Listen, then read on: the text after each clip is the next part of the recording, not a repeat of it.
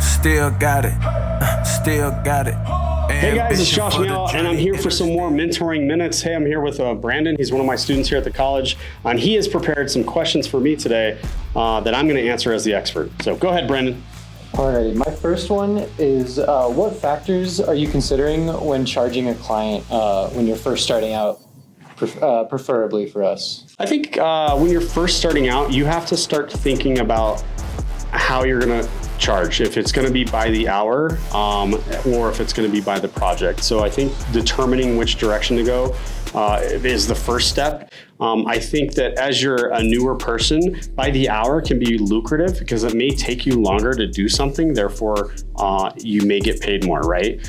If you quote by the project and then it takes more hours to get that job done, then you're taking a discount at that point and charging less.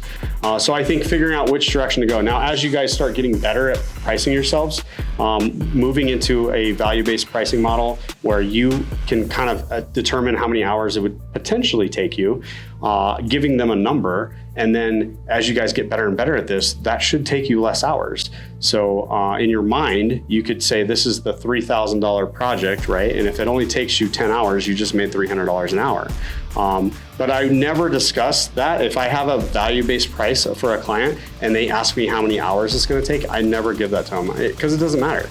If it only takes me 2 hours and I make $1,500 an hour, who cares? That's why you're paying me. I'm the expert, right? So I think that, just figuring out which direction you want to go at first. And I think for most new students, it's going to be the hourly model until you start figuring out how long it takes you to do things.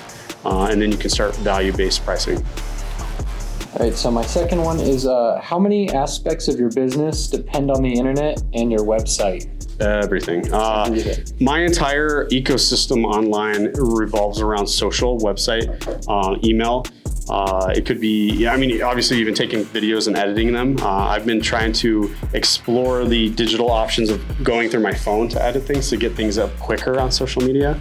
But yeah, if I didn't have the internet, I would not be able to do the things that I do. And I think that's a vital piece of technology that I'll always have. If I ever move to a location because I want to get out of the city a little bit more and I want to be more in the woods, like I would definitely be hitting up Elon Musk and getting one of those Starlinks into my house so I could still at least get 100 megabytes a second. I may not be able to play the newest video game like the Hogwarts Legacies or whatever that's coming down, but I think that having fast internet is definitely vital to today's world. Awesome. And then I'll follow that up with what websites do you recommend? I know there's like Squarespace and QuickBooks or whatever that you could use for your business, but like what kind of websites, I guess, would you recommend to people starting out as freelancers? For like getting assets or really anything that you think would be like useful, I guess in terms of film and freelancing for this case. But I know there's so many websites like Squarespace for a website, you got QuickBooks for your invoicing and all that. So if you don't know how to build a website, I would say you start with one of those free builders online, Squarespace, One-in-One, Wix. I don't like Wix, but ultimately, if you don't know what you're doing, you can start there to get something built, right? You're a creative, you should be able to figure it out. If you can run a camera, you should be able to figure out how to move an object on a website, right? And I think those builders allow you to a little bit more creative freedom on the front end, so you don't have to have coding, you don't have to have experience, and you can get something up.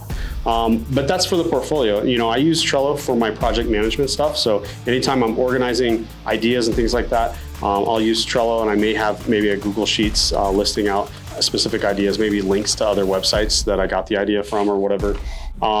As far as for filmmaking, I think getting connected with at least one stock video site is uber important because there may be an opportunity to grab some sound effects that you don't have to create, right? Or maybe it's some quick music, or it could be just some stock footage of mountains because you need that for your film, or commercial or whatever it is. But I think signing up for at least one of them, there's lots of them out there. There's Storyblocks, there's Envato, there's Digital Juice, like there's just so many of them out there. It's just find the one that you think that you would use the most and try it out. Usually they have a lot of free trials and you can download assets and play with it. So, and then for my fourth question, this, I guess I could start this off by saying, like, when you're becoming a videographer or a director of photography and you're trying to start out and get yourself a kit, there's a lot of options. You have, you know, tripod, you have gimbals, you have drones, and in today's age, people are always trying to get an edge with their, you know, look or whatever. So what would you say would be the perfect, I guess, starting kit for someone that wants to get in as like a videographer and a director of photography type of role? As far as building a kit, like I've been fortunate enough, like last year I built a 6K camera rig and it was, you know, but I've only used it 2 or 3 times, you know what I mean? So I don't think that you necessarily need to spend money, especially as a student getting started out. I think that taking advantage of some of the rental houses and figuring out what exactly you want to buy would be super important. So I think watching lots of reviews on YouTube about certain types of equipment, but ultimately I would rather have a 5 to 10-year-old camera with a great lens than a new camera with a terrible lens, right? So there is going to be some specific things that I would look for that would be different than most people. But ultimately, like when it comes to peripherals, I think every video person probably needs a computer so they can edit their work. You know, so I'd start with the computer because I could still get other jobs and do some editing for other people, starting with the computer, even if I didn't have a camera yet. But yeah, just exploring rental houses, see how much it costs to get a camera in. I think there's a lot of people that have built giant businesses just renting equipment. They price that into the figure. They've learned how to use this equipment and stuff maybe in college or whatever, and then they get out there and they're like, well, I don't want to spend $30,000 on a camera rig. So instead of doing that, they just price it out and say, hey, if you want me to do that, this is the cost, and I've included the rental price. And if they don't want to pay that high price and they want to go with somebody who owns equipment, then they're limited whatever equipment they own, you know, for the next guy. So I think that you can still build your business with nothing, as long as you have a computer and you can edit and stuff like that.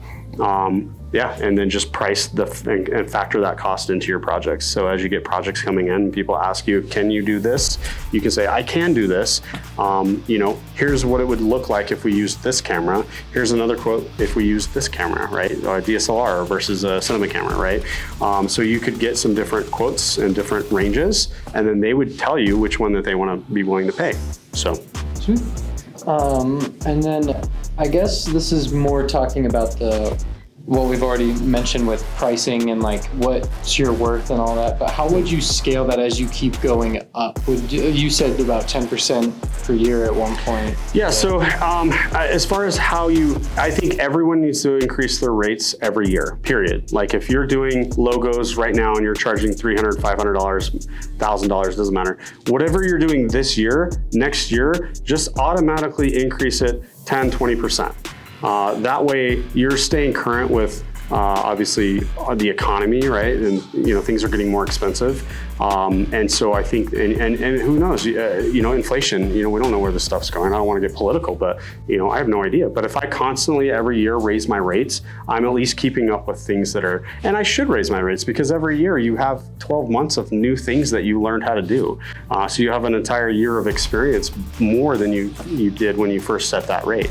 So yeah, I just do a standard 10 to 20% increase on your rates every year. And just that is what it is. You know what I mean? If you want to round it off instead of doing like, you know, 1120 and you want it to make it 1150 for something, fine, just round it up a little bit or round it down, whichever way you feel more comfortable. So. Well, thank you. Cool. Well, that's it, guys. Again, my name is Josh Meow, and this is our Mentoring Minutes. Thank you, Brandon, for joining me today. And we look forward to doing this again with you guys. That was awkward. It's still awkward.